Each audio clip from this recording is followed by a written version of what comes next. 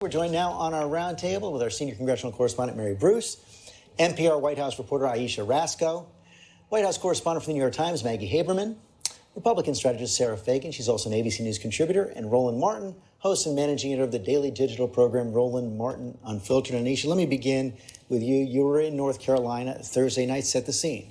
Well, you know, the crowd was very worked up that night. They weren't really angry at the press like sometimes they are, but they were ready to talk about this subject. When I went out and talked to people in the crowd and were asking them about President Trump's tweets about the squad, they were basically repeating what the president had been saying, that it's not racist. He didn't mention color. He said they could come back if they wanted to. And so they were ready. And so then when he started talking about Omar, that's when it really kicked into high gear. Was it organic? Where did send her back? Where'd you hear it first? Well, first they were saying send her back to Somalia. Someone screamed, go back to Somalia. Someone was screaming, they're evil, traitor, and then it became send her back. But someone was definitely screaming before, go back, send her back to Somalia. Send her back to Somalia. Mary, this had come out the day before, I guess 2 days before in the Congress, that resolution condemning the remarks. That was an ugly scene on the floor as well. Yeah, look, it was just remarkable, I think, to see the way that both sides of the parties responded to this week. To Ayesha's point about the chants, I think I'm struck by, look, Republicans this week really bent themselves into pretzels, essentially trying to avoid responding to this. I mean, I spent a lot of time running around the hallways, not getting any response at all. But when the vote was called, only 4 Republicans. Only 4 Republicans, exactly, were willing to actually side with the Democrats and condemn the president. But what changed after those chants, the way that Republicans then were willing to actually intervene, to go to Mike Pence and say, now you need to talk to the president, it was the chants, not the president's actual language. And that's because Republicans are deeply concerned that those chants are going to stick. And Maggie, the president tweeted this morning, that's all fake news, that didn't happen. You all also have a piece in the New York Times basically laying out how this is following a pattern, a long-time pattern of President Trump. Yeah, I think it's hard. I was actually thinking about this watching you in the green room, where you had the president on 4 years ago when he was a candidate, talking about why, he didn't mean it when he left open the possibility of a Muslim registry in this country. He did not clear up what he said then. He refused to clear up what he said this week, even though people asked him to. When he was on The Apprentice, he wanted a competing team of blacks versus whites. That was something he pitched to NBC. When he was in New York in the 1980s, which he is very much a product of, which is was a racial cauldron, basically. He took out an ad calling for the death penalty, or saying bring back the death penalty for 5 people of color who were accused of a horrific crime. At a certain point, it's hard to pretend these are all isolated incidents. They are all taking place in the course of his history. And Sara Fagen, as Mary was just pointing out, a lot of Republicans went to Mike Pence saying, please get the president to say that was wrong. He said it for 1 minute, and then now retweeted out support for it again. He's not going to apologize on this. Well, he has a history of not apologizing on any issue. I mean, it's a political tactic for him to go out strong, and it's something that has been effective for him. But when you think about take a step back on matters of race, setting aside the events of this week, too often people on the left too quickly accuse people on the right of being racist, and too often people on the right don't quickly disavow it. And so this has been going on for decades. I remember in the 2000 campaign, there were millions of dollars spent against George Bush, accusing him of being a racist effectively. So what happens politically is that people put on their jersey and they say, my team's being attacked, and they don't... There's no question about that, but I was struck this morning when we had Congressman Cummings on. I asked him that question about whether he thinks President Trump is a racist for a very deliberate reason. A couple of years ago, after I think it was Charlottesville, he refused to say he thought President Trump is a racist. This week he's saying it's the president's taking on those congresswomen actually does cross the line. Well, he said that. He also hesitated for several seconds in your interview. I thought that was interesting. But setting that aside, I think what's problematic for the president here and just the course of the politics of this week is that we're talking about the president in a racial context when he didn't actually start this debate. This debate started when Congresswoman Cortez accused Nancy Pelosi of being racist. And he interjected himself and made it about him. No, he did. There's been no Republican president who has been as overt on race since Herbert Hoover, who led the Lily White movement when he was president. That's what you're dealing with here. This is a president who knows this game and who is playing it. It is a dangerous game. And when you have a governor of Massachusetts, call it shameful and despicable. When you have Republican Will Hurd of Texas, the only black Republican in the House, vote with Democrats. When you have a former top judge in Texas, a Latina, who says his ideology is racism, you cannot ignore this reality. What's even more shameful, not only to see Republicans being afraid, to see white conservative evangelicals say nothing. Franklin Graham, silent.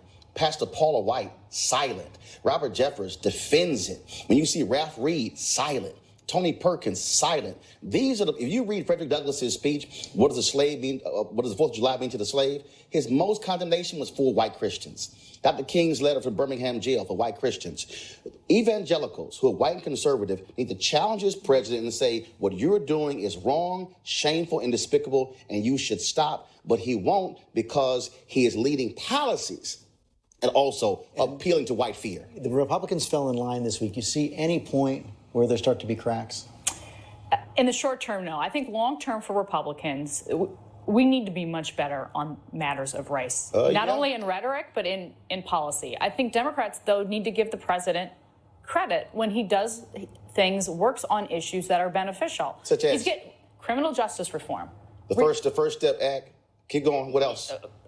Unemployment, black and Hispanic unemployment. This is a man who is literally trying to kill the only federal agency that is designed to help black businesses. This is the problem, Roland. I'm You're not facts. willing to say one good thing. That there's nothing ever good that this president does. No, it's I can actually only cite criticism. facts. I'm citing facts. Yeah. I want to bring Ayesha back in on this. The Trump campaign in the 36 hours after this all started to break did seem sort of off-footed. They didn't know exactly which direction to go in. Well, at first they were saying, they were basically focusing on the 4 lawmakers and basically justifying it, saying these lawmakers are un-American. That's what we want to talk about. And then the president came out and kind of disavowed what was said. Then they kind of changed their tune a little bit. And now we're back to that. But that's usually what happens. The president says something, and then you have the campaign and the administration basically rising up to kind of reverse engineer what he said and make it. It also comes, Maggie, because the campaign does seem to be at cross purposes in terms of strategy. On the one hand, they need to pick up voters who think the economy is going quite well but don't approve of the president personally. On the other hand, they really do want to rile up that base. I think Ayesha said it very well, which is this reverse engineering strategy that you see go on every single time. There is not some strategy to play to the base in the sense that they've all talked about this and this is the best course. This is the only course available to him because he can't change who he is. He doesn't talk about the economy. He does have a tactile sense. I do think there is some middle ground between people wanting to say he's dumb and impulsive and doesn't. But he might be right.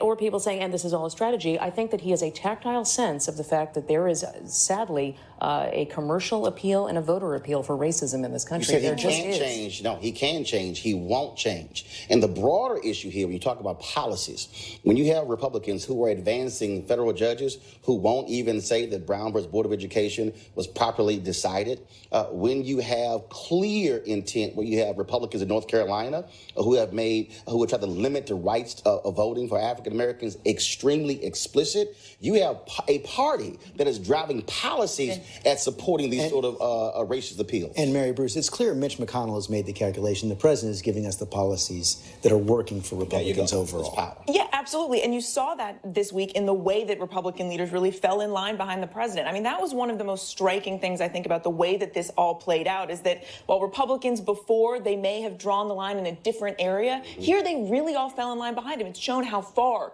they've moved in uniting behind the president, but it does present a huge challenge for them going forward. In the same way that you saw the campaign kind of hesitate in how to respond to the president's own words here, it is clear the president is not going to drop this. Republican leaders, they can't just kind of lay low and hope that this blows over like it has in previous incidents. That's not going to happen here. They're going to have to find a way to respond. Well, they have to get back to issues. I mean, the reality is this economy is humming. President has done very good on economic policy for this country, including for minorities. You can. But they need the president to talk about that. They need the president to talk about it. And if you think about sort of where the Democrats are, we need to be talking about where the Democrats are. It's very ironic to me in this debate we're now having about whether the president is or is not a racist, is the same week that the Democratic Congress put forward a resolution condemning him.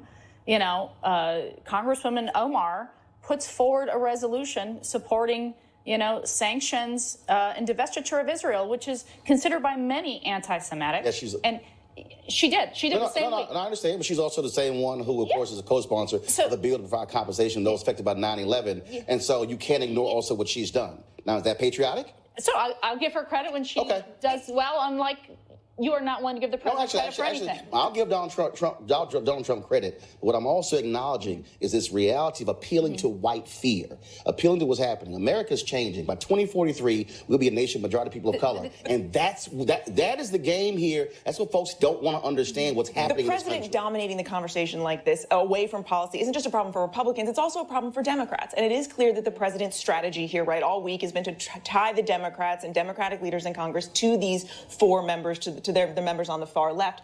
But that also means in some ways that the president's strategy here is working, in the sense that they had that vote condemning the president. It dominated the conversation. You saw Pelosi and everyone rallying behind these members. And I asked the speaker that exact question. Is the president goading her? Is there any concern about that? She didn't like that question very much. She shot back saying, look, they set their own agenda. But the president is having some success. Looking ahead, the question. He was having more success, I think, when they were fighting each other. Yeah. The day before he tweeted. I just think that you can't portray there are advantages he sees in continuing to press it, but that doesn't mean what he did was a strategy. I just think it's an important point. One of the questions this week is going to be, does Robert Mueller define the week? He's going to be testifying to Congress on Wednesday. The president says he's not going to be watching. You know what? At some point, they have to stop playing games, because they're just playing games. No, I won't be watching Mueller. Let us listen. Let us see where the facts will take us. And let us have this be as dignified as our Constitution would require. And then we'll see what happens after that. We go where the facts will lead us. One of the big questions, Ayesha, is it going to make any difference? And that's the thing. This has risk for both sides. So for the Democrats, the risk is that they have this testimony and then it turns out to kind of be a dud. It doesn't really move the needle at all. But there's also a risk that if it's really dramatic, that somehow seeing Mueller say what is in the report, if it really works up the progressives and the people who are already dissatisfied with the way the pace of these investigations are going, then they are going to have to decide, what do we do next? Do we move on to impeachment? And the number of Democrats calling for impeachment is now above 90. Mary Bruce, you're seeing both sides on Capitol Hill really prepare intensely. They're cramming for final exams here. Yeah, it almost reminds you a little bit of debate prep in some ways. You're hearing about, mock hearings. Everyone is digging down to try and figure out the best strategy here, because either way, no matter what happens this week, it is going to be a turning point. For Democrats, they're going to have to figure out, are they doubling down on moving to impeach? Or are they going to have to switch strategies? And is it just going to shock the campaigns and decide that that's the way best to beat Donald Trump, is at the ballot box? But there is, as Ayesha says, huge risk for both sides. Democrats are simply hoping that by airing a public airing of the Mueller report, that will do enough to change the conversation. But it could fizzle. I mean, we've been told to have the report ready. What if every answer he just said refers us to a different paragraph? You believe the president won't be watching? No. Do you believe the president? That's what.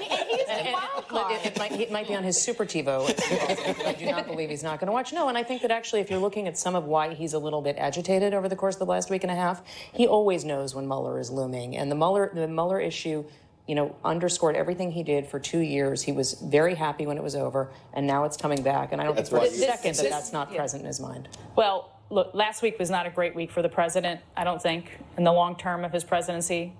Next week likely will be a very good week for the president. The reality is, in this 400-plus page report, there was not one shred of evidence to suggest that there was any underlying conspiracy to commit a crime with Russia. No, there just wasn't sufficient evidence to charge the conspiracy. There was evidence. He compiled evidence. Yes. He compiled contacts. Yes, but basically he said, and the AG said, that there were weak attempts by foreign agents to try to contact people on the campaign who didn't seem to really know what they were doing. There was not evidence that the president was trying to collude with Russia, as has been reported. And this went on for 18 months, and it wasn't really even an issue in the last campaign. So before the report was released, it really wasn't an issue. I tell you. And the report, I think, did exonerate the president on the question of collusion.